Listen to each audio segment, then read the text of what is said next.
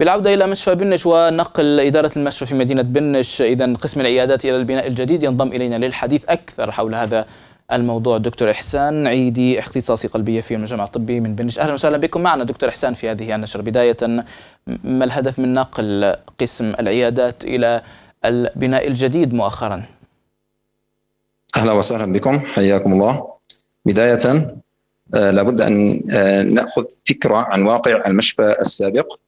مشفى بنش مشفى قديم موجود في المنطقة منذ أوائل الثورة، وهو موزع على كتلة المشفى، بجوارها كتلة للعيادات الخارجية موزعة أيضا على قسمين نظرا لضيق المكان.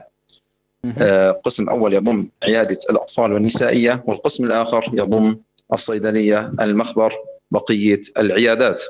وهو أيضا كان في مكان قبو تحت بناية بالأصل معدل السكن، وكان اختياره كذلك نظرا لواقع الحرب الذي كانت تفرضه الواقع آنذاك، ونظرا حاليا لتحسن الواقع نوعا ما وهدوء المنطقة الذي تشهده المنطقة، كان واجبا علينا محاولة دمج هذه العيادات في مكان واحد يسهل على المرضى تلقي الخدمة بشكل جيد دون بذل جهد وعناء في التنقل بين العيادات المختلفة.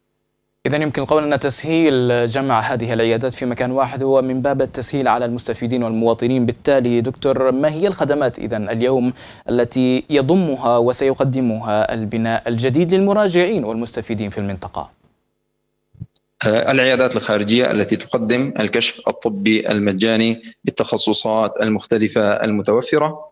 أيضا يتوفر مخبر لتلبية احتياجات المرضى من التحاليل المطلوبة من قبل الأطباء، وكذلك قسم الأشعة لإجراء الصور الشعاعية. وهناك تطلع بإذن الله لتأمين جهاز طبقي محوري يستطيع تأمين هذا الفحص المطلوب كثيرا، والذي هناك حاليا عدم استطاعة لتأمينه، ولكن تطلع إن شاء الله لتأمينه قريبا.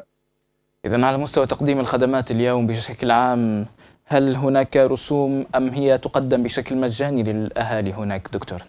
جميع الخدمات الطبية المتاحة لدينا في قسم العيادات وكذلك في المشفى مجانية بالكامل، من كشف طبي وإسعافات وعمليات جراحية في المشفى، والتحاليل المخبرية المتوفرة أيضا في قسم المخبر، وكذلك التصاوير الشعاعية. دكتور، أشرتم إلى أهمية المشفى لمنطقة بنش عموما، بالتالي ما هي التحديات أيضا التي تواجهكم الآن وتحاولون الحد منها في تقديم خدماتكم للأهالي والمستفيدين؟ بداية، المشفى هو الركيزة الصحية الأساسية في المنطقة، في بنش بشكل خاص وفي المنطقة بشكل عام، نظرا لكونه المشفى الوحيد الذي يقدم الخدمات الطبية المجانية هنا، ويقصده المرضى من مناطق ومدن وقرى متفرقة حول مدينة بنش أيضا. بالنسبة للتحديات، أكيد هناك تحديات كثيرة. العيادات الموجودة صحيح أنها تقدم الخدمات الطبية المجانية، ولكن هناك عدد ضغط من المرضى، فلا نستطيع تخديم جميع المرضى الذين أرادوا الحجوزات الطبية. كذلك الصيدلية توفر بها قسم كبير من الأدوية، ولكنها لن تلبي كافة الأدوية المطلوبة. والأمر كذلك بالنسبة للصيدلية للمخبر والتصاوير الشعاعية كما ذكرنا. هناك طموح قديم لتأمين جهاز طبقي محوري، ونسعى أن يكون ذلك قريبا، وبإذن الله نحاول تأمين بعض التخصصات غير الموجودة لاحقا إن كان هناك إمكانية. بحسب متابعتنا هناك مشروع آخر تعمل عليه الإدارة، وهو تجهيز مبنى جديد للمشفى. بالتالي لو تحدثنا بالمزيد عن هذا المشروع بحسب معلوماتك دكتور. ذكرت بداية الواقع الذي كان موجودا فيه المجمع الطبي من كتلة للمشفى وكتلتين للعيادات.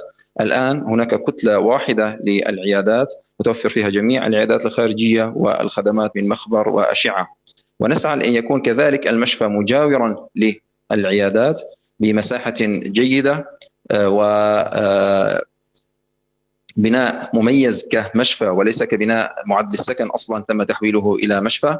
وبذلك نستطيع زيادة القدرة الاستيعابية وتقديم الخدمات الطبية بشكل أكاديمي بشكل صحيح، ويلبي حاجة المرضى بشكل الأفضل والأمثل.